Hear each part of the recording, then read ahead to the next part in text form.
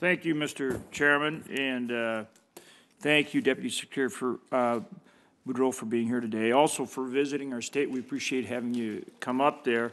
The first thing I want to ask you about, though, is the permitting for the center mine, which supplies coal to the Milton R. Young power plant. That's a 700 megawatt plant. Now, this plant's undertaking what's called Project Tundra, which will be one of the largest carbon capture projects in the world. The intent is to store 4 million metric tons of CO2. So it's a very large carbon capture project.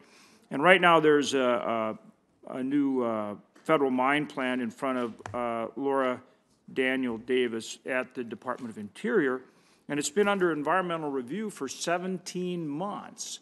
And the center mine and Milton R. Young Power Station need to get a resolution of that, and they really need it by the end of the year. Otherwise, they have to move, one of these huge drag lines, and that'll cost them, I think well over $30 million just to go to a different place to mine. And of course, then it also penalizes other coal in the area that isn't federal coal. It's owned by private individuals. And so what can you do to make sure that this gets advanced after already 17 months of review, holding up and costing a lot of money to a power plant that is actually undertaking one of these huge carbon capture projects? So they're making the investment to do this, and you're impairing their ability to do it by not getting this done in a reasonable time.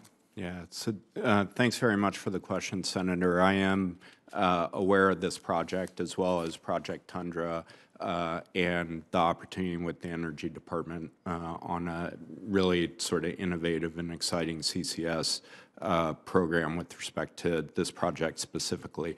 Part of the challenge, and again, I don't want to sound like I'm making excuses, but part of the challenge is making sure that our analyses can withstand judicial scrutiny. We've had a number of